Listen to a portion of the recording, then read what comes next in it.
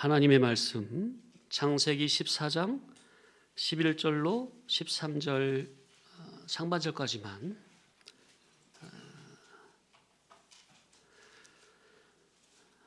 다 같이 합독하십니다.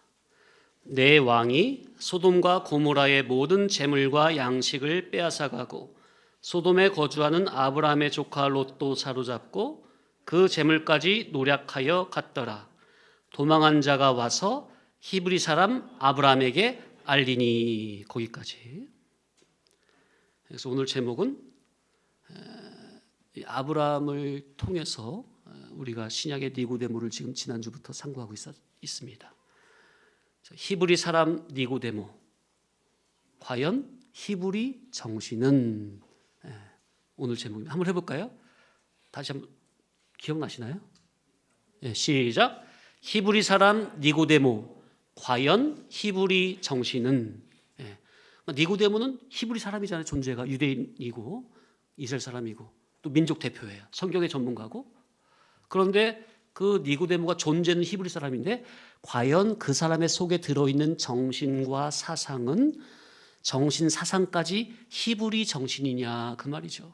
자, 히브리란 말이 무슨 의미라고 그랬죠? 따라서 강 건너온 자. 자, 강을 건너왔다는 것은 뭐죠? 이쪽 세계와 저쪽 세계는 세계관이 다르다는 의미예요. 그래서 흔한 세상에서도 현기야, 세상에서도 사람이 잘 살다가 죽으면은 어떤 강 건너갔다고 그러냐? 요단강 건너갔다고 그래. 요단강이 어디 있는 강인지 알아? 이스라엘에 있는 강이야.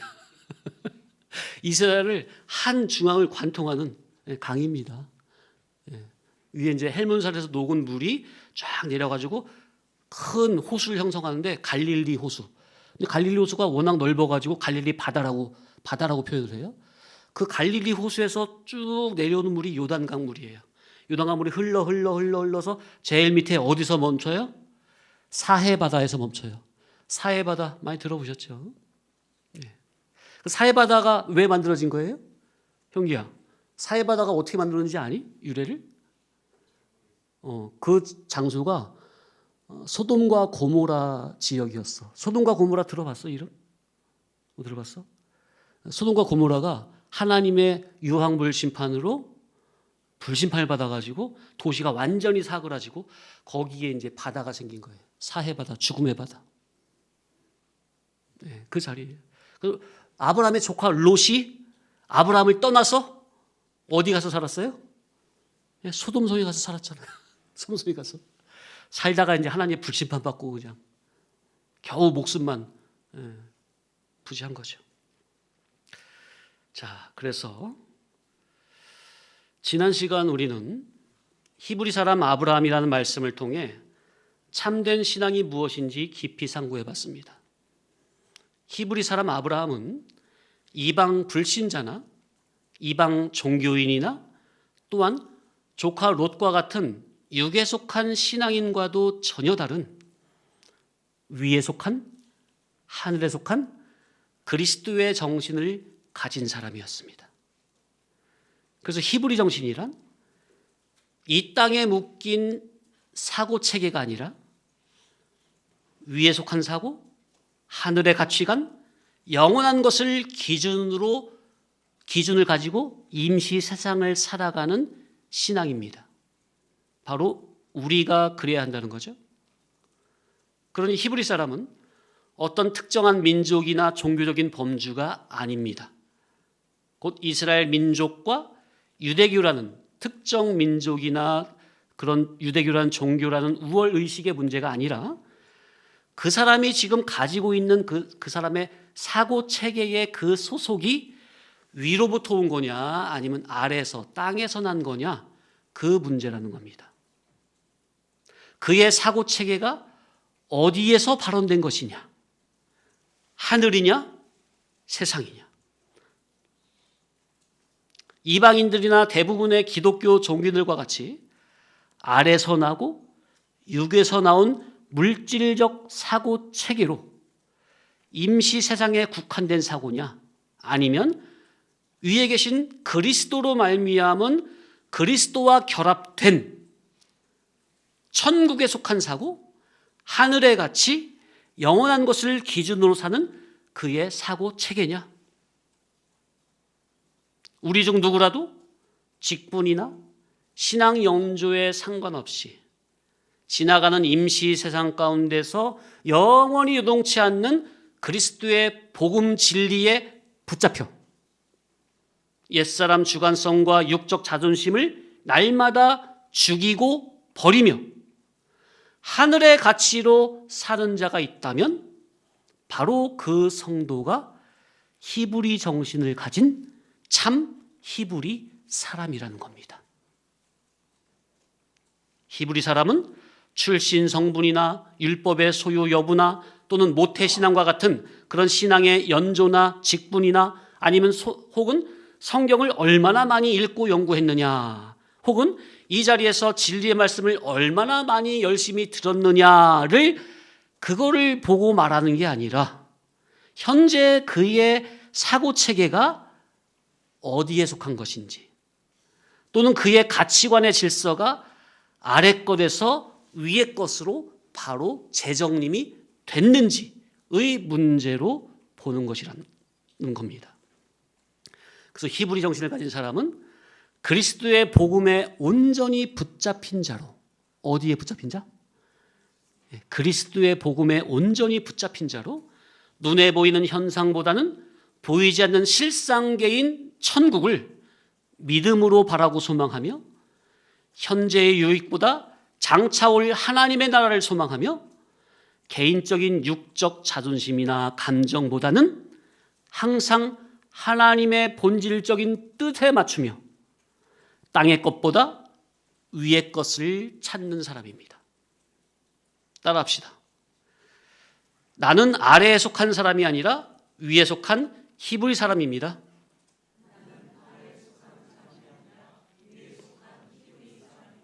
네.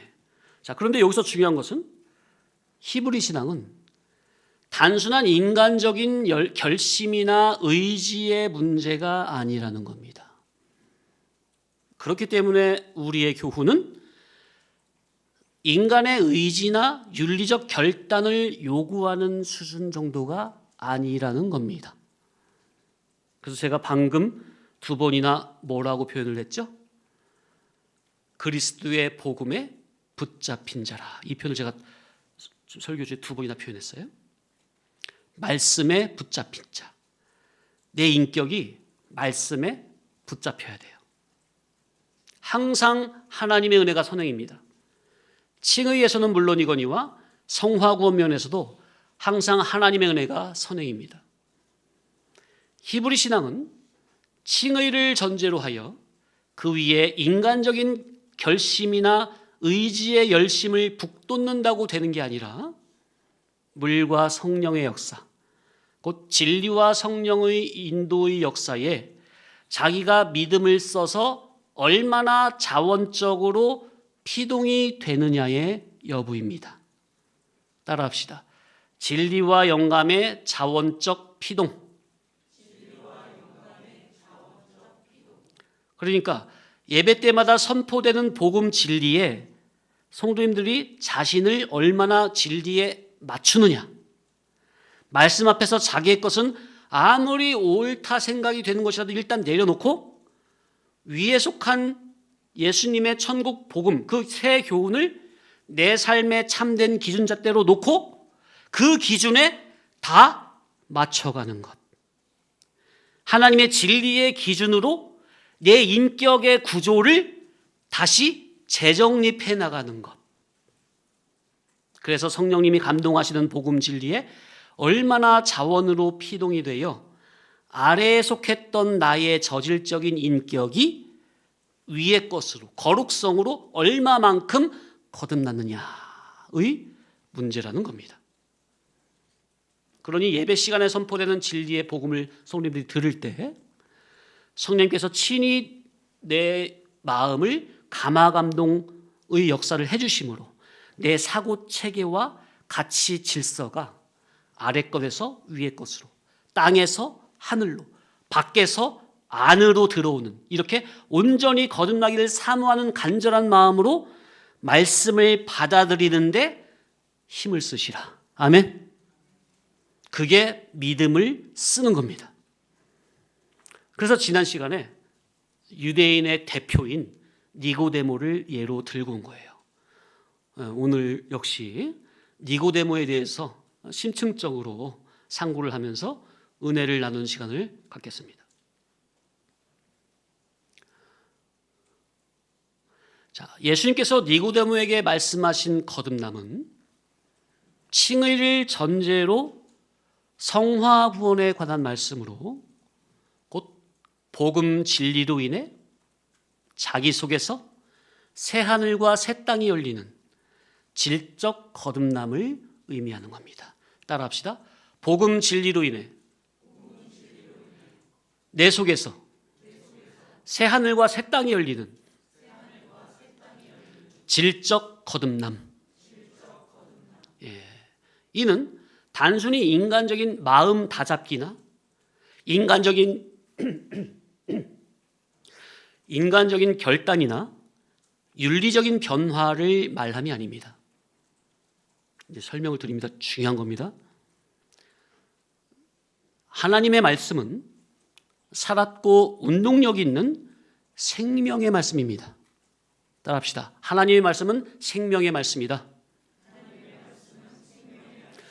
그러니 말씀은 단순한 정보나 교리를 이해하는 수준이 아니라 자기 안에서 능동적으로 역사하는 생명의 주체이십니다. 아멘. 이 살았고 운동력 있는, 활력 있는 하나님의 생명의 말씀을 성도님들이 아멘으로 내 마음에서 전심으로 받음으로 자기 인격의 말씀이 결합적으로 역사가 되면 그 말씀이 자기 인격 밖에서 머무는 게 아니라 또는 자기가 단순히 지식적으로 동의하는 수준이나 아는 지식의 차원에서만 머무는 게 아니라 성령님의 역사로 그 말씀이 내 인격 안에서 인격적으로 결합이 되면 아래에 속하고 육에 속했던 땅에 속했던 자기의 저질적인 인격이 위에 속한 생명의 말씀으로 인해 생명적인 반응을 하게 됩니다. 곧 나의 지식과 마음, 정신, 양심이, 나의 의지와 의식이, 나의 가치관이, 나의 판단의 기준이 말씀 앞에서 온전한 생명적인 반응을 하게 됩니다. 자, 그래서 히브리서 4장 12절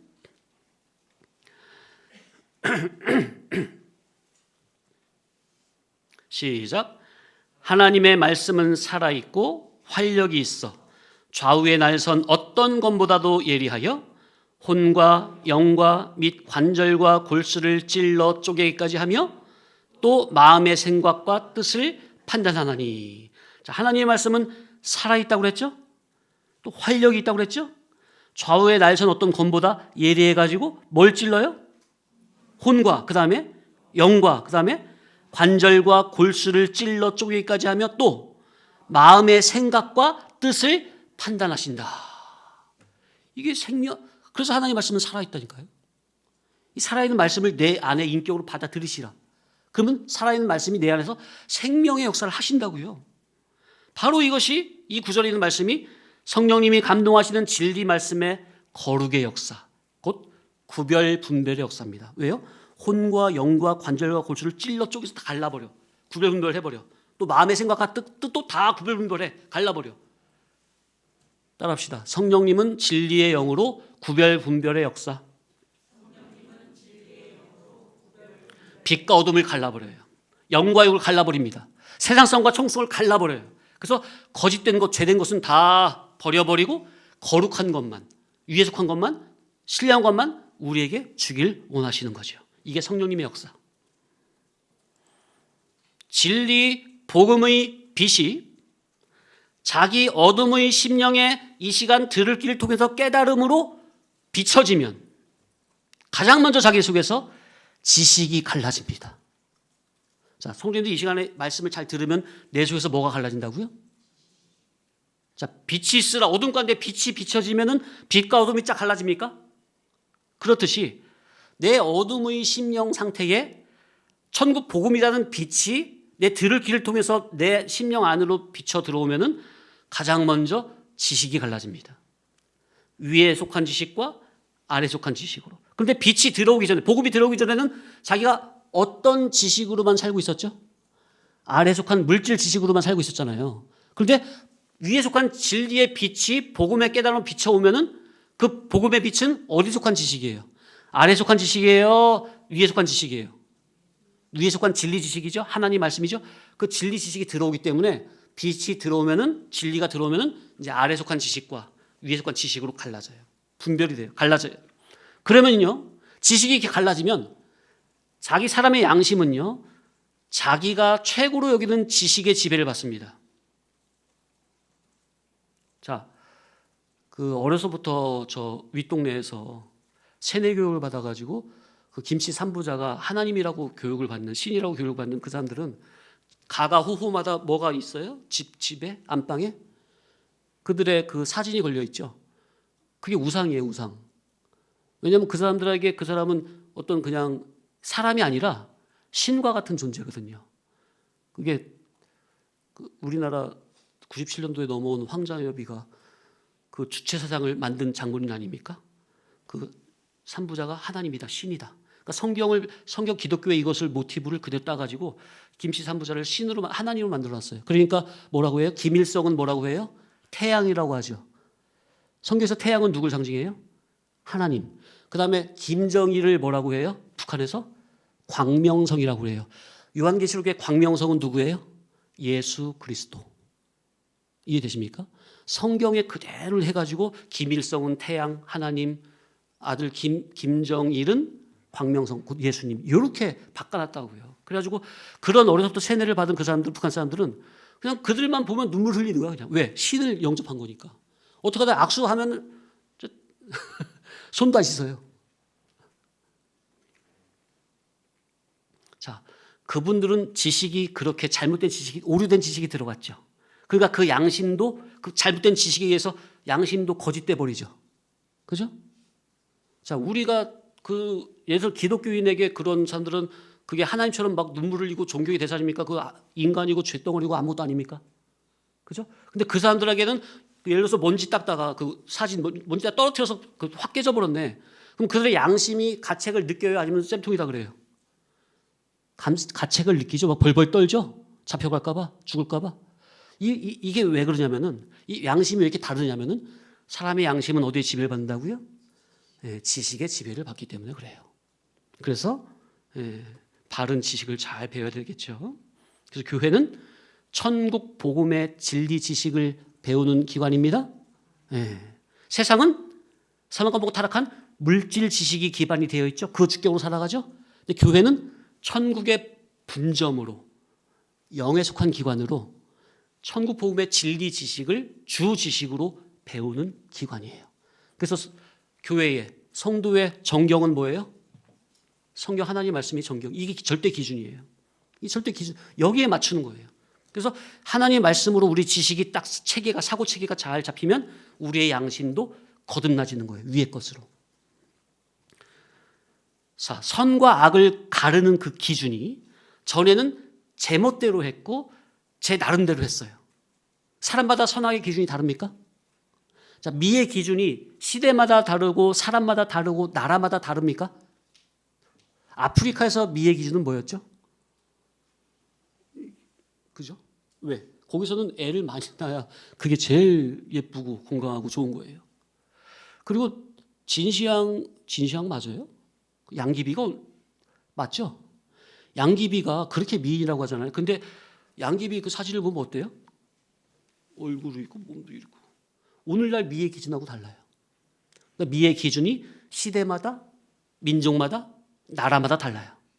그죠?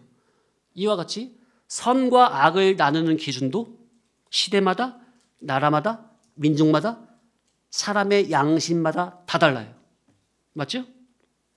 그러니까 선과 악을 가르는 기준이, 구분하는 기준이 전에는 자기가 기준이요.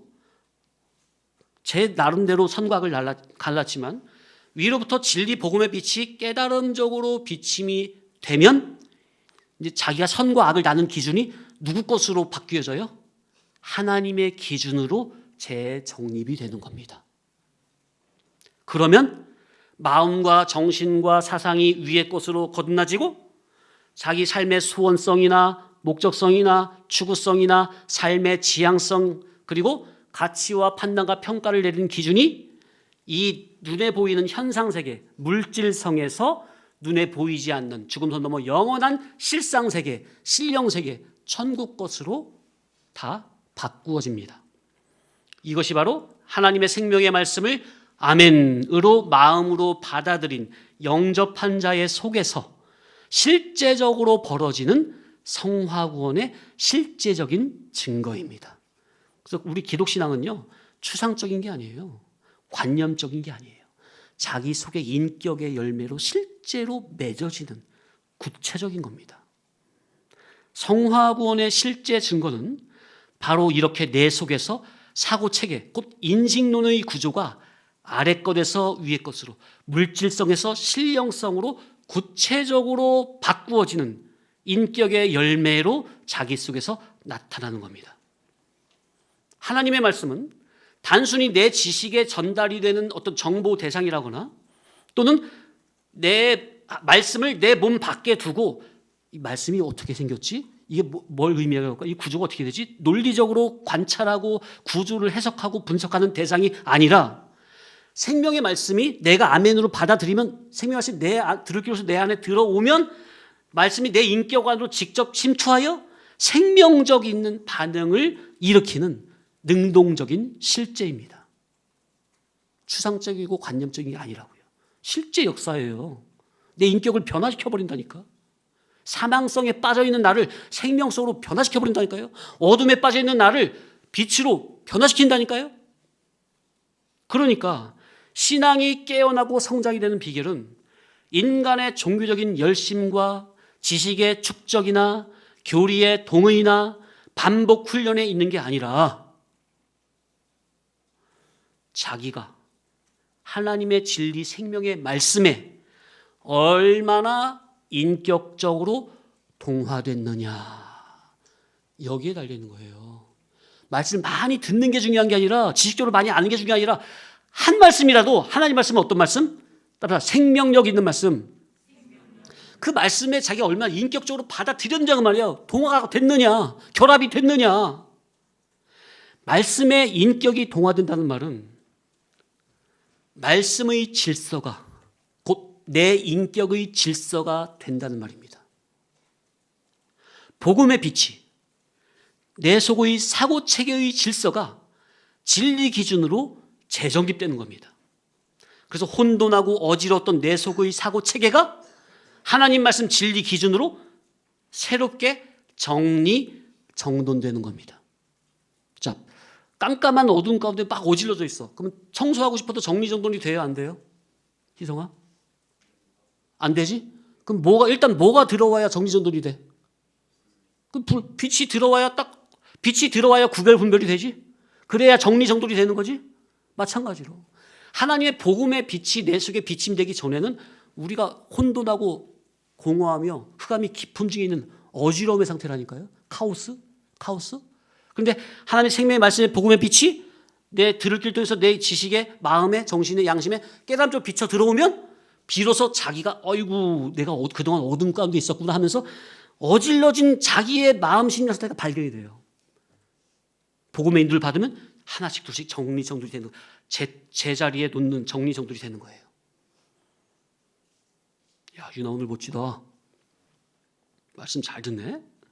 그러니 말씀을 들을 때 그냥 듣는 정도나 단순히 말이 맞네, 동의하는 차원이 아니라 하나님의 것이라면, 주님의 것이라면 내 것은 다 내려놓고 조건 없이 그저 전부 온전히 받아들이겠다는 나라는 왕권을 내려놓고 주님이 나의 왕이 돼주세요, 주님에 대한 왕권을 고백하는 자세로 전심을 다해서 말씀을 들으시라. 아멘.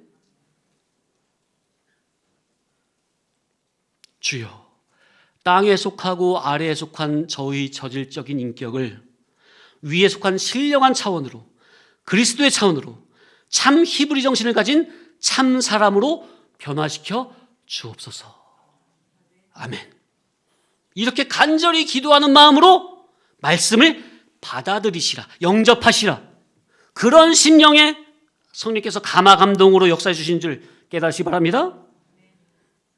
그래서 그동안 말씀을 배워서 성도님들이 어느 정도 기본적인 진리 지식이 축적이 됐다면 말씀을 듣는 이 시간에는 인도자의 얼굴이 뚫어져라 쳐다보면서 말씀을 온 몸과 마음을 다해서 심지어 내 안의 모든 세포를 다 깨워서 말씀을 받아들이겠다는 마음으로 말씀을 받으시라는 거예요. 그럴 때 하나님의 생명의 말씀이 깨달음적으로, 영적으로, 인격적으로 자기 속에서 생명력 있는 역사를 해가신다. 그리고 그렇게 예배 시간에 말씀을 들으셨으면 이제 집에 가셔서는 개인적인 골방 기도 시간을 반드시 가짐으로 말씀을 자기 인격에 녹이는데 애를 쓰셔야 한다. 이 자리에서 길문 열고 들으면 이치가 오르니까 아멘 아멘 해도요, 다시 집에 가면 다시 내 속에서 뭐가 축격이 돼요? 말씀을 들을 때는 아멘으로 봐서 은혜를 받아서 그때는 새 사람이 듣는 거거든요. 근데 집에 가서 가만히 생각해 보면 그때는 어떤 사람이 축격이 되고 생각을 할까요? 여전히 예배당처럼 새 사람 축격이 돼서 생각할까요? 원래 기존의 나 옛사람이 기준에서 생각할까요? 육신의 생각. 그죠? 그렇기 때문에 말씀을 듣기만 하면 안 돼요. 내 인격에 녹아지지가 않아. 집에 가셔도 반드시 경건의 훈련을 하셔야 된다. 개인적인 골방 기도로 말씀을 묵상하는 시간을 갖지 않으면 들은 말씀이 나의 머리에만 머물게 됩니다. 나에게 생명의 역사가 안 돼요. 그러니 개인적으로 묵상 시간을 통해서 예수님께서 자기 인격에 직접적으로, 다시 너무나 중요해요, 개인적인 묵상 시간을 통해서 예수님께서 성도님 각자에게 내 인격에 직접적으로 하시는 말씀을 들으셔야 됩니다. 자기 양심에. 이러한 거룩한 싸움, 경건의 훈련을 하지 않으면 주님을 인격적으로 만날 수는 없습니다. 성경에 거룩함이 없으면 아무도 주를 보지 못하느니라. 해볼까요? 시작. 거룩함이 없이는 아무도 주를 보지 못하느니라. 그러니 성도님들, 제가 하라는 대로만 한번 해보세요. 그게 가장 빠른 길이에요. 신앙에는 왕도도 없고 첩경은 없지만, 그러나 경험자가 알려주는 대로 하면 그게 가장 안전하고 빠른 길입니다. 그런데 제가 하라는 거는 하나도 순종이 안 되면서 무슨 진리가 어떻고 신앙이 어떻고 말을 할 수가 있겠어요. 내 인격과 아무 상관이 없는 말을 백날 앵무새처럼 말하면 그게 무슨 소용이 있겠어요. 자기에게 무슨 유익이 되겠어요. 자기가 깨달은 말씀이 아무리 진리라고 해도 자기가 산 가운데 단 하나라도 믿음으로 순종치 않으면서 나 진리 많이 들었어, 많이 깨달았어, 나도 진리를 알아, 그 말은요 아무 힘이 없어요. 마치 앵무새가 하는 말과 같이 생명력이 없다니까요. 그러나 성도님들이 여기서 은혜 받고 집에서 골방 기도로, 개인 묵상 시간으로 말씀이 인격에 녹아지는 그런 순종을 하시잖아요. 그런 순종함으로 생명의 말씀에 성도님들이 인격적으로 동화가 되고 결합이 되면요, 이제 성도님들의 이제 벌써 얼굴이 달라요. 얼굴에서 빛이 나요. 한마디 해도 완전 다른 사람이 된다니까. 이전과는 전혀 다른 새로운 세상을 경험하게 되실 겁니다. 성도님들 그래야 돼요. 하나님 살아계십니까? 사실 하나님이 여러분에게 살아있는 생명의 말씀의 역사를 하십니까? 그 역사를 받으면 여러분도 산 사람이 된다니까. 죽은 사람이 아니라. 하나님은 어떤 자의 하나님? 죽은 자의 하나님, 산 자의 하나님. 하나님은 산 자의 하나님, 영이 산 자의 하나님. 세상에 육신 있는 사람도 영이 죽은 사람이 얼마나 많아요. 근데 하나님은 그 영이 죽은 자의 하나님이 아니에요. 현재적으로 하나님의 영의 양식을 아멘으로 받아 먹으면 영이 살아있는, 그 살아있는 산 자의 하나님이시라. 그 자기의 각자의 아버지예요. 하나님이. 얼마나 멋있어요. 담대하고. 인식 세계가 타락한 자기 주관성에서 진리 개념으로 완전히 전복이 됐고, 가치 질서가 아래 것에서 위에 것으로 완전히 재편이 됐으며, 판단 기준이 임시 세상에서 하늘에 신령한 것으로 그리스도 성으로 완전히 교체가 됐기 때문입니다. 우리는 이러한 사람이 되어야 되겠습니다. 이런 사람은 이제는 오직 말씀의 인도만을 받는 참 사람이 되는 겁니다. 지멋대로 살지 않아요. 전에는 자기가 삶의 주인이 돼가지고 자기 삶을 자기가 영위했는데, 자기가 왕이니까 주인이니까. 근데 이 말씀의 인도를 받는 사람은 이제 예수님이 나의 왕이잖아. 말씀이 나의 왕이잖아요. 말씀 내에서 생명의 역사를 하시면서 날 이끌어 가시잖아요. 그저 순종으로 따라가는, 말씀의 인도를 받는 참 사람이 되는 거예요. 그러니까 완전히 사고치기가 완전히 다른 사람이에요. 이 세상 사람이 알 수가 없어요. 그런 사람을. 왜? 근원이 하늘인데? 그래서 그 사람을 어떻게 알아? 껍데기만 아는 거지. 그래서 복음 진리가 자기의 전 인격에 반응이 되면 그 사람 속에서 천지개벽의 역사가 일어나고 난다고, 곧 새 하늘과 새 땅이 열린다는 강한 표현을 제가 거듭 쓰는 거예요. 이는 성령께서 은혜로 열어주신 분은 누구라도 경험할 수 있는 세계입니다. 누구라도. 그러나 경험을 해본 사람만이 할 수 있는 말이기도 하죠. 곧 모든 성도님들에게 열려 있으나 모든 성도가 즉시 말할 수는 없는, 왜냐하면 감춰졌기 때문에. 그러나 열린 자에게는 누구나 경험하고 말할 수 있는, 담대히. 지금 이 말은 엘리트주의나 체험주의를 말하는 게 아니라 성령의 실제 역사에 대한 현실적인 고백을 말씀드리는 거예요. 따라합시다. 오늘은 좀 따라하는 말이 많아요. 나는 말씀을 이해하는 데서 멈추지 않고 말씀에 결합되길 원합니다.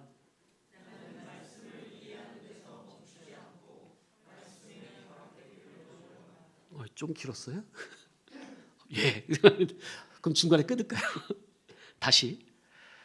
나는 아래에 속한 인격에서 위에 속한 반응으로 변화되길 사모합니다. 다시. 말씀이 내 안에서 살아 역사하게 하소서. 예.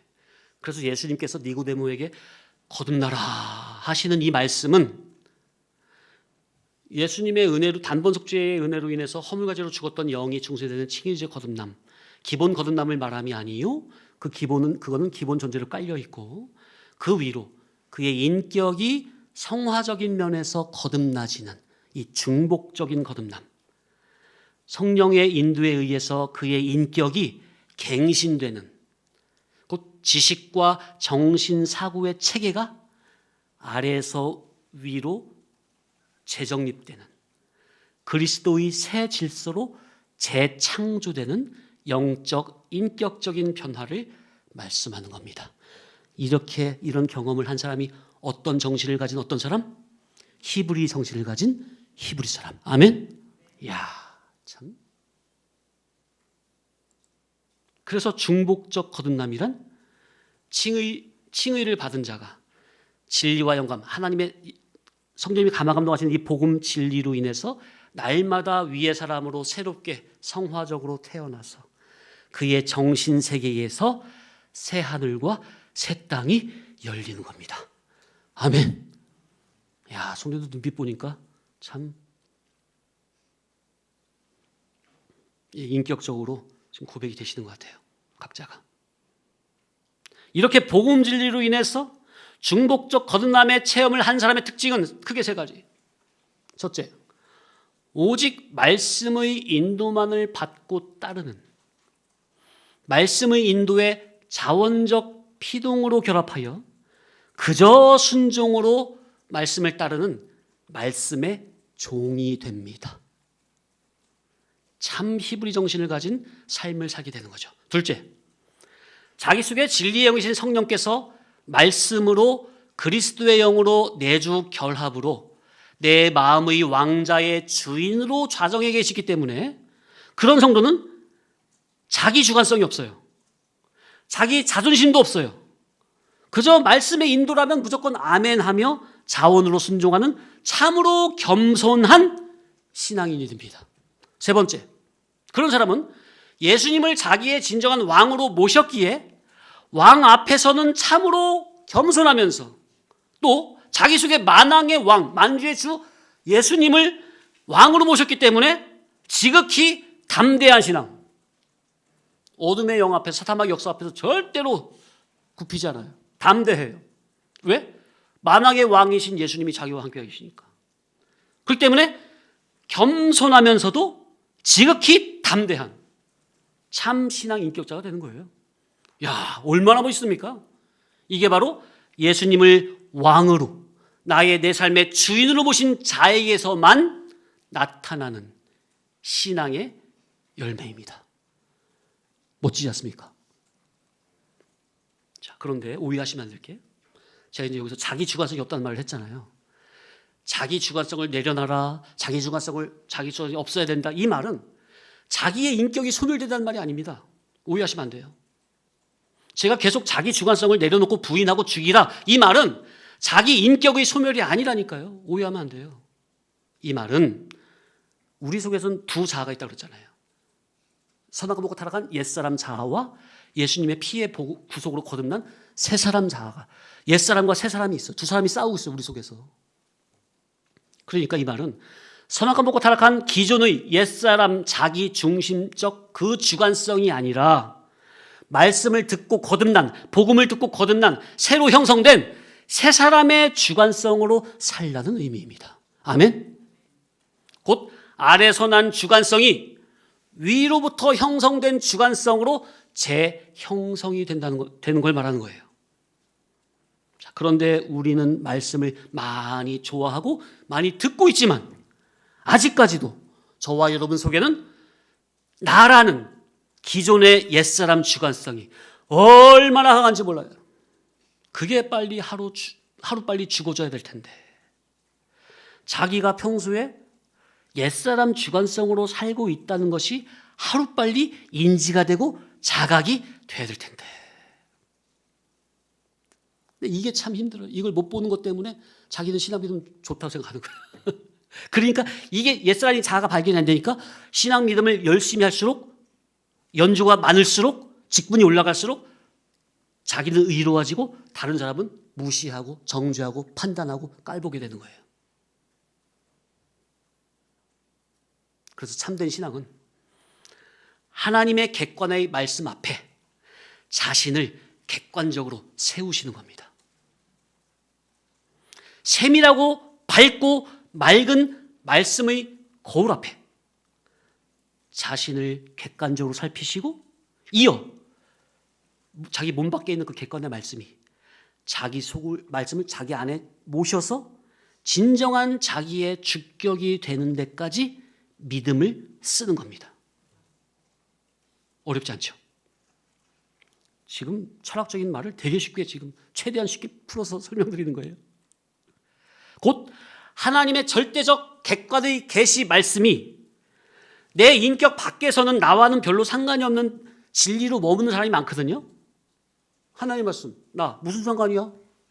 말씀 나는 나지, 그죠? 이렇게 신앙하는 사람이 많다고. 근데 이렇게 이런 데서 그치지 말고 성경의 역사가 따라합시다. 진리로, 복음으로, 말씀으로 내 인격에 들어오고자 하실 때, 따라하세요. 내 인격에 들어오고자 하실 때 아멘으로 영접하여, 예, 그렇게 돼서 그러면 내 안에 말씀이, 내 몸 밖에 있던 말씀이 내 안에서, 따라합시다, 인격화, 내면화, 주관화, 이렇게 되는 거예요. 재정립이 되는 거죠. 그래서 말씀을 받은 나는 이제 나의 삶과 판단의 기준이 이제 전에 옛사람 나가 아니라, 물질이 아니라 하나님의 말씀, 복음, 진리, 천국, 이 기준이 되는, 이게 바로 참신앙이에요. 그러니 말씀을, 하나님의 생명의 말씀을 성도님들 각자 자기와 무관한 외부의 진리로만 두지 마시고 자기 인격을 말씀 앞에 객관적으로 세우고 조목조목 하나하나 다 맞춰보면서 비교하면서 맞추시라. 그러면 외부에 있던 생명의 말씀이 자기 안에 쑥 들어와서 생명적으로 자기를 삼키고 들어와서 말씀이 자기 주관화가 되는 정말로 멋진 참 히브리 정신을 가진 히브리 성도로 거듭나시게 되는 겁니다. 아멘. 지금 성화구원이 이루어지는 가장 중요한 핵심 원리를 말씀드린 거예요.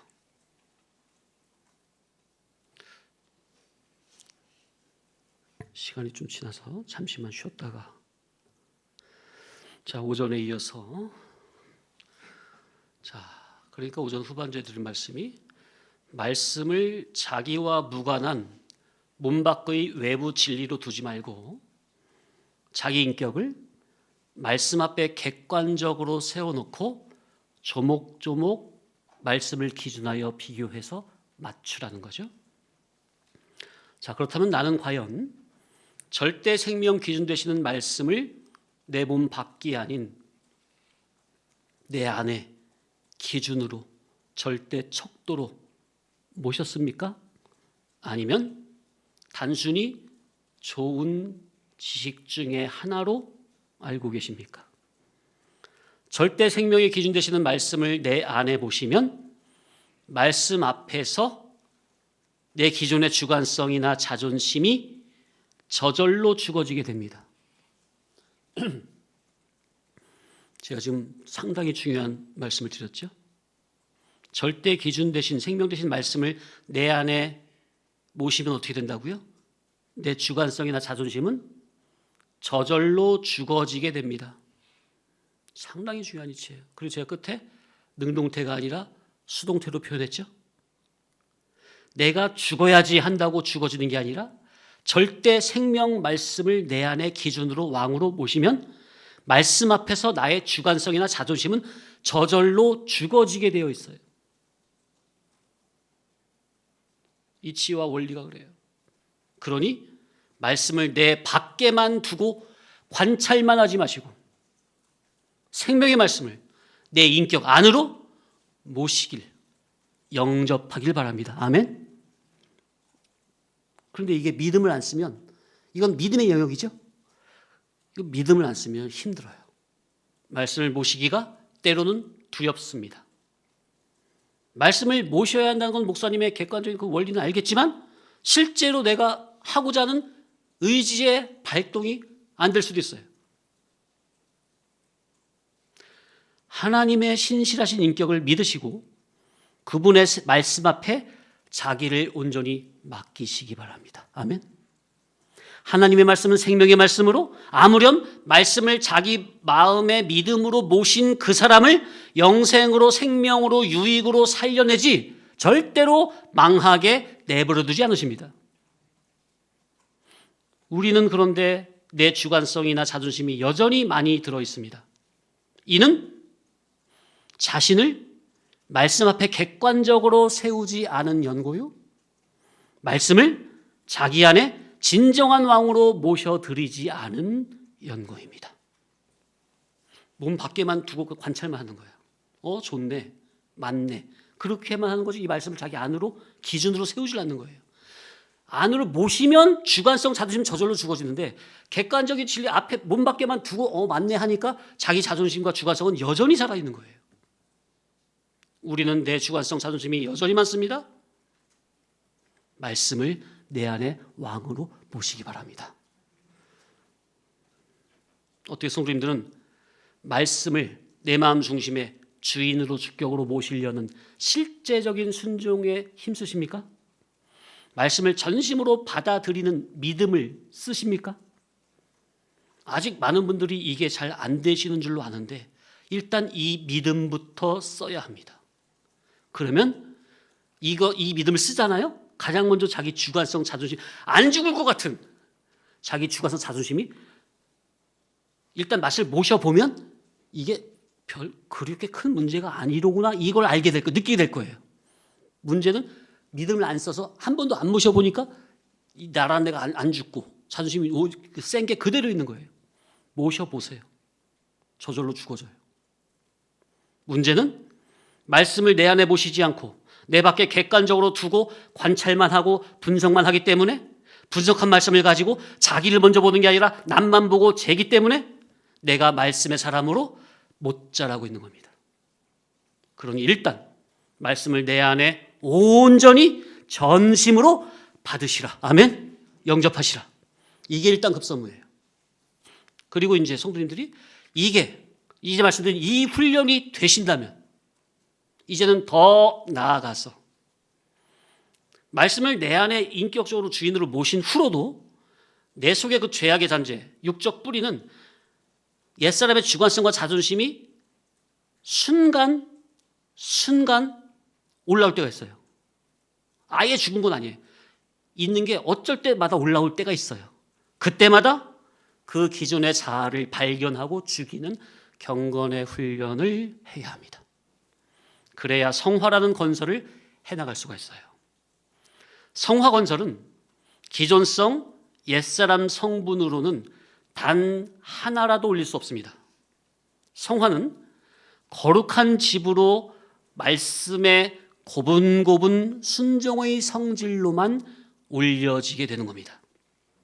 그러니 말씀을 몸 밖에 두고 관찰만 하는 관찰자 신앙이라든지 혹은 말씀을 모셨지만 순간마다 어쩌다가 올라온 그 주관성, 주격성, 자존심을 그때마다 죽이거나 부인하거나 내려놓지 못하면 그 자기 죽이는 여기에 믿음을 쓰지 아니하면 성화라는 건설에서는 벽돌을 한 장도 쌓지 못하고 내 속으로 집을 어떻게 줘야 되지? 어떻게 줘야 되지? 공상만 하는 것과 같은 이치입니다. 집을 짓겠다는 마음을 품고 구체적인 설계도도 받았다면 권사님 마음을 계획을 품고 구체적인 설계도까지 나왔어요. 그럼 이제 어떻게 됩니까? 설계도대로 실제 벽돌 한 장을 올려놓으면 되는 겁니까? 그래야 시작이 되죠. 완벽하진 않아도 그래도 내 수준과 차원에서 말씀에 의지하여 믿음의 벽돌을 단 한 장부터 쌓아 놓으시기 바랍니다. 그 하나를 놓으면 그 위로 다른 벽돌로 계속해서 쌓아 올리면서 실제 건설이 시작되는 거예요. 그런데 설계도를 받은 지 10년이 넘도록 단 벽돌 한 장 쌓지도 않고 믿음의 순종을 안 하고 계속 생각만 하고 공상만 하면서 이렇게 되면 어떻게 될까? 저렇게 되면 어떻게 될까? 고민만 하고 실제로 벽돌 한 장을 안 넣는다면, 안 올려놓는다면 신앙의 건축은 영원히 안 되는 거예요. 아무리 진리 30년, 40년 돼도. 우리 신앙의 천국 건설, 천국 구원, 건설 구원도 마찬가지입니다. 천국에 합당한 온전자로 성화, 성장되자는 우리의 궁극적인 목적이 있고 구체적인 설계도가 예배 때마다 선포가 되고 있습니다. 그동안 머리로 들어서 잘 알고 계시잖아요. 설계도가 하나 있잖아요. 지식이, 진리 지식이. 그런데 자기가 구체적으로 삶에서 말씀을 기준 삼아 자기를 실제적으로 포기하고 낮추고 죽이는 이 경건의 훈련에 믿음을 쓰지 않으면 성화면에서는 벽돌 한 장도 올려놓지 않고 고민만 하는 것과 같은 이치입니다. 모든 면에서 나약하고 연약한 죄인 된 저와 여러분, 우리는 때때로 말씀 앞에서 도망가고 싶어지는 순간이 있을 수도 있습니다. 그러나 하나님으로부터 하늘의 귀한 천국 복음이라는 특수 은총을 받고 있는 진리 성도님들이시라면 말씀을 자기 앞에 보시고 말씀을 자기 정면에 놓을 줄 알아야 합니다. 이게 힘들지만 이것이 정직한 신앙으로 하나님은 정직한 신앙을 기뻐하십니다. 말씀을 옆에나 사선이나 뒤에다 놓지 말고 자기 정면에 두시라. 말씀을 정면으로 보시면 때로는 말씀의 칼날이 너무도 괴로워서 몸을 비비꼬거나 비틀거나 여기저기로 도망치고 싶을 때도 있으시겠지만 그럴 때일수록 말씀을 바로 정면으로 두시고 치우지 마시고 미루지 마시고 외면치 마시고 정면으로 맞닥뜨려서 말씀의 이치를 자기 속으로 계속 비추고 받아들이시기 바랍니다. 이게 바로 믿음을 쓰는 거예요. 그러면서 그 말씀의 날카로운 칼날, 말씀의 메스 앞에 자기는 온전히 죽어지고 낮아지고 포기가 되는 그런 훈련을 지속해야 되고 이 훈련이 반드시 돼야 합니다. 말씀 앞에서 도망가지 말고 말씀을 정면으로 맞닿고 순순히 받아들이는 자세가 되어서 자기가 말씀에 붙잡힌 바가 되면 이제 애매한 사건이나 어려운 환난 같은 그런 사건이나 아니면 원수 같은 사람 앞에서라도 그들과 대립마찰 충돌을 일으키거나 아니면 싫다고 회피하거나 도망가거나 뒤로 차일피일 미루지 않고 그 사람을, 그 사건을, 그 환경을 정면으로 맞닥뜨리고 문제를 믿음으로 해결하려고 하게 됩니다. 그러니 중요한 것은 말씀 앞에 똑바로 서는 용기. 아멘. 말씀을 그저 정직하게 받아들이는 용기. 아멘. 이 정직과 용기가 필요하고 중요합니다. 말씀 앞에 똑바로 서는, 정면으로 말씀 보시는 정직과 용기, 내 속에 모시는 용기, 거룩한 용기. 말씀은 잘 듣는데 단 하나라도 말씀을 내 안으로 정직하게 모시는 믿음을 안 쓰고 이 순종이 안 되면 급기야는 자기의 타락한 마음을 통해 사탄 마귀가 자꾸만 자기 속에서 이상한 생각을 넣어서 마땅히 품어야 할 그 이상의 생각을 품게 되며 넘지 말아야 할 선을 막 넘나들게 되는데, 그렇게 된다면 말씀 아무리 들어도 성화는 요원해집니다. 말씀 아무리 들어도 10년 아니라 30년 들어도 성화는 시작이 안 되고 제자리 걸음으로 믿음도 안 자라고 백날 제자리 어린아이 신앙에 머물게 됩니다. 그러니 하나님께서는 우리에게 절대 생명의 기준 되는 말씀을 우리에게 매주 비춰주시고 빛의 영향을 받기를 바라시고, 비록 힘들더라도 빛을 믿음으로 전심으로 받아들여 빛의 사람이 되라 하심인데, 빛을 마음으로 받아들이지는 않고 빛을 밖에 두고 보고 분석만 한다거나 비판을 한다거나 판단만 하고 있다면 어찌 되겠습니까? 믿음은 말씀을 바라보고 바라보는데 그치지 않고 말씀을 자기 인격에 받아들이고 말씀의 인도에 자신을 맡기는 겁니다. 성도님들, 하나님의 말씀은 내 몸 밖에 놓고 분석해야 할 대상입니까? 아니면 내 심령 중심에 전심으로 모시고 빛의 인도를 받아야 할 왕이고 주인이십니까? 나는 생명의 빛된 말씀을 분석의 대상으로만 여기고 있습니까? 아니면 실제 나의 주인으로 기준으로 모시고 실제 빛의 인도를 받고 있는 겁니까? 빛을 받아들이지 않고 빛을 보고 분석만 한다면 자기에게 무슨 일이 있겠습니까? 하나도 없습니다. 이는 아예 빛을 못 본 자와 별 다를 바가 없어요. 빛을 몸 밖에 두고 그냥 분석만 하고 있는 사람은 빛을 전혀 못 본 사람하고 결과적으로 별 다를 바가 없다고요. 왜? 아무리 보고 분석했어도 실제 자기 인격이 빛의 영향을 받아서 변화된 게 없으니까. 하나님이 우리에게 진리 복음의 빛을 비춰주신 것은 빛을 전심으로 아멘으로 받아들임으로 내가 빛의 사람이 되라는 건데, 빛을 받아들이진 않고 분석만 하면서 분석한 빛의 잣대를 가지고 자기는 안 비춰보고 빛을 비추는 사람을 향해서 당신은 왜 나에게 이렇게 빛을 비추십니까? 한다거나 저 사람은 왜 저러고 있습니까? 라고 한다면 어찌 되겠습니까? 야 이놈아, 저 사람은 나에게 맡기고 너나 잘해, 네 문제가 더 시급해 라고 하나님께서 하시지 않으시겠습니까? 예를 들어 어두운 동굴에 많은 사람이 갇혔어요. 어찌할 바를 모르고 방황하고 있어. 그런데 그 중에 한 사람이 등불을 발견해서 등불을 높이 들고 앞으로 갑시다, 이 불을 보고 잘 따라오세요 해서 앞으로 나가고 있다면 뒤에는 자기가 살려면 어떻게 해야 되죠? 등불을 높이 든 사람의 뒤를 따라가야 합니까? 어둠에 갇혀 꼼짝없이 죽게 생긴 마당에 일단 그 어떤 사람이 빛을 발견한 그 사람이 자기 혼자 살려고 몰래 도망치듯 도망가지 않고 다 같이 살자며 등불을 높이 들어 비추면서 다 같이 갑시다 한다면 그 자체가 고맙고 감사한 일입니까? 그런데 그 뒤를 따라가다 보면 처음에는 야, 참 감사하다, 고맙다 하다가 이제 어두운 동굴에서 길도 아닌 좀 비좁은 곳으로 계속 가다 보면은 몸도 마음도 힘들고 지칠다 보니까 이제는 어떤 생각이 들어요?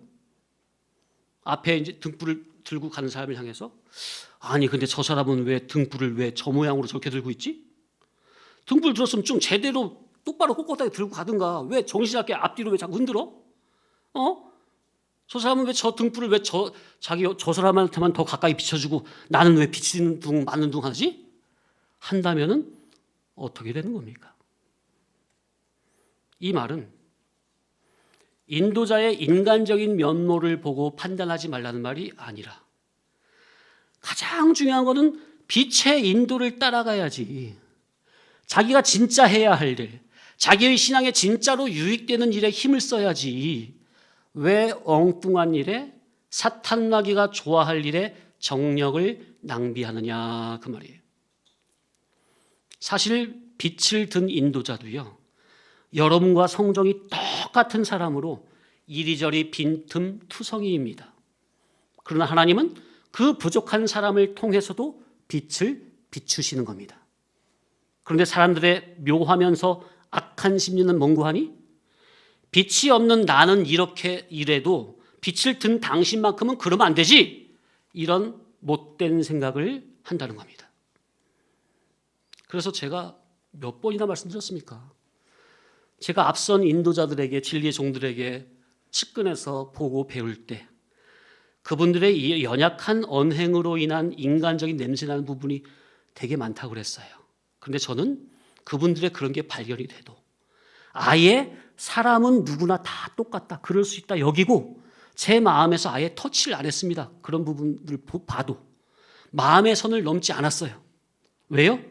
그거는 질서적으로 제가 밑에서 그분들의 은혜를 받는 입장에서 인격자의 바른 자세가 아닙니다. 인간적으로 허물이 있어도 그분들은 저에게는 없는 가장 귀한 보물인 진리의 빛을 가지고 인도하고 계시잖아요. 저는 그분들의 그 하나만으로도 그저 감사한 거죠. 그 진리의 은혜가 너무나 크니 인간의 사사로운 잘잘못은 하나님께 맡기고 다 그냥 넘겼어요. 성도님들 역시 저를 볼 때 인간적인 그런 것을 발견이 될 때, 냄새가 날 때, 그때라도 마음의 선을 절대로 넘으시면 안 됩니다. 왜냐? 그렇게 하나님이 세운 질서를 자기 마음에서 무지르는 순간 하나님의 은혜는 더 이상 막히고 내려오지 않습니다. 이거는 정말로 큰 저주입니다. 영적인 저주죠. 그러니 저는 저 자신을 위해서라도 절대로 제 마음에서 그 선을 넘어가지 않았어요. 성도님들도 어떠한 일이 있어도 제발 그 마음의 선을 넘지 마시라. 로마서 12장 3절 앞에 시작.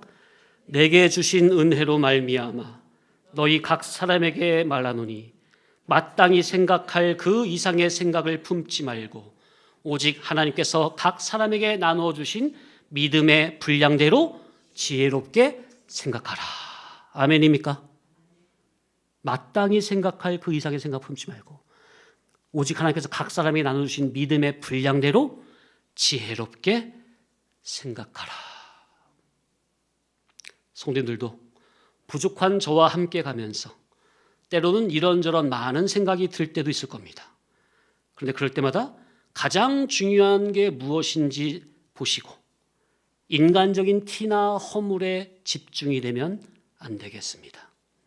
그거는 제가 하나님 앞에서 해결해야 될 문제이고 일단 성도님들은 각자 내 문제가 더 시급하지 않더냐.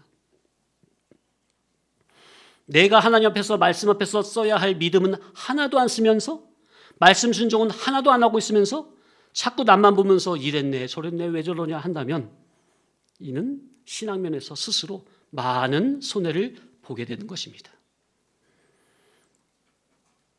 하나님의 말씀은 여러분을 무너뜨리기 위해서 오는 게 아니라 살리기 위해서 오는 겁니다.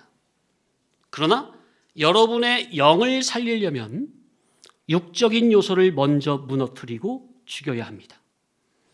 혹시 우리의 교훈이 너무나 아프게만 들린다면 그래서 아프고 힘들다고 자꾸만 회피하려거나 도망치려고 하지 마시고 그 아픈 마음을 가지고 하나님 옆에 엎드려 호소하기 바랍니다. 하나님, 저 죽겠으니 제발 저 좀 살려달라고. 아니 우리 목사님은 도대체 왜 저러시는지 당최 모르겠으니 저 목사를 죽이시든 저를 죽이시든 어떻게 해서든지 저 좀 살려달라고 호소하기 바랍니다. 기도하세요, 기도. 왜 기도를 안 합니까? 당장 나부터 죽게 생겼는데 뭐가 그렇게 잘났다고 기도를 안 하고 버티고 있어요. 하나님, 제발 저 좀 살려주세요. 하나님, 나 죽겠습니다. 저 좀 구원해 주세요. 하고 매달리시라. 그러면 하나님은 절대로 자기 자녀의 그런 살려달라는 소리를 외면치 않으시고 깊은 은혜와 깨달음으로 사는 길로 인도해 주십니다. 그렇다면 그런 인도를 경험하면 인도자의 이제 따가운 교훈도 이제 그저 아멘으로 다 이해가 될 것이고, 이해가 될 뿐만 아니라 제가 무슨 말을 해도 그냥 다 아멘이 되며, 그렇다고 제가 이상한 말 안 하죠. 인도자의 약한 부분도 비판보다는 사랑으로 덮고 용납이 될 것입니다. 그런데 우리 성도님들은 너무도 기도를 안 해요. 가만 보면 하나님의 자녀인데 하나님의 아들이 맞나 싶어. 왜? 아니, 부모 자식 간에는 깊은 대화가 있어야 되는데, 그래서 하나님께서는 우리에게 자꾸 대화 좀 하자고 계속 사인을 보내는데, 이놈의 철없는 자식은 자꾸 대화를 도망다녀. 그냥 도망다녀. 바쁘다고 자꾸 도망다녀. 그러니 기도도 안 하면서 무슨 근심 걱정이 그리도 많고, 기도도 안 하면서 무슨 원망 불평이 그리도 많고, 기도도 안 하면서 무슨 핑계가 그리도 많습니까? 문제는 기도를 안 해서 그래요. 말씀 앞에 엎드리지를 않아서 그래요. 엎드리시기 바랍니다. 기도하시기 바랍니다. 말씀을 온전히 영접하시기 바랍니다. 그래서 말씀의 인도를 받으시기 바랍니다. 문제는 기도하지 않고 엎드리지 않고 말씀의 인도에 순종하지 않는 나입니다. 아니, 저 목사는 하나님이 알아서 하신다니까. 항상 문제는 나부터예요. 나부터 말씀 앞에 정면으로 서고 그 말씀을 내 속으로 받아들이시라. 용기를 내어 말씀을 내면으로 영접하시라. 그래야 그때부터 생명의 역사가 시작이 됩니다. 그리고 때마다 올라오는 자아를 죽이는 실제 믿음을 쓰시라. 말씀 앞에 죽어지는 순종, 말씀 앞에 나를 죽이는 순종이 바로 성화라는 벽돌 한 장을 쌓아 올리는 겁니다. 벽돌 한 장을 쌓아야 그 위로 계속해서 벽돌을 올릴 수가 있는 것이고, 성화가 계속 건설이 시작되는 거예요. 그러니 이 자리에서 말씀은 좋다고 들으시면서 자기 부인이라는 경건의 훈련, 자기 자존심 죽이라는 경건의 훈련을 하지 않는 자는 아예 완전한 생 육덩이 신앙이로구나. 하나님은 그런 자에게는 더 이상 관심이 없으십니다. 무섭죠? 그러면 하나님은 어떤 자에게 관심이 있느냐? 자기 현재 믿음이 없고 비록 부족하고 연약해도 그래도 자기의 부족성, 연약성, 죄인됨을 알고, 주여, 이 사망의 죄에서 저를 구원하여 주옵소서. 이 못된 성격, 성질에서 나를 구원하여 주소서. 간절히 소원하는 성도를 아버지는 사랑하시고 진리와 영감으로 친히 인도하시는 그 사랑의 하나님의 인도를 다 같이 받으시기를 간절히 축원합니다. 기도합니다. 거룩하신 아버지 하나님, 오늘 히브리 사람 아브라함의 말씀을 통하여 우리의 사고체계와 가치 질서가 어디에 속해 있는지를 돌아보게 하시니 감사합니다. 우리가 아래에 속한 육의 판단과 옛사람의 주관성으로 살지 않게 하시고 그리스도의 복음에 온전히 붙잡힌 자로서 위에 속한 히브리 정신으로 살게 하여 주옵소서. 살았고 운동력 있는 생명의 말씀을 몸 밖에 지식으로만 두지 않게 하시고 성령의 감동 가운데 우리 안에 인격적으로 결합되게 하시며 우리의 생각과 마음과 가치의 질서가 아래에서 위로, 땅에서 하늘로 새롭게 재정립되는 시간이 될 수 있도록 인도하여 주옵소서. 말씀 앞에 우리 자신을 객관적으로 세우는 용기를 허락하시고 말씀을 손님이 아니라 왕으로, 주인으로 보시는 겸손한 믿음을 허락하셔서 자원적 피동으로 온전히 순종하는 참 히브리 삶이 되게 인도하여 주시옵소서. 눈에 보이는 것보다 보이지 않는 하나님 나라를 바라보며 현재 유익보다 장차올 하나님의 나라를 사모하는 위에 속한 삶을 살 수 있도록 마음과 생각을 붙들어 주옵소서. 감사하며 우리를 구속하신 예수님의 이름으로 기도 올리옵나이다. 아멘.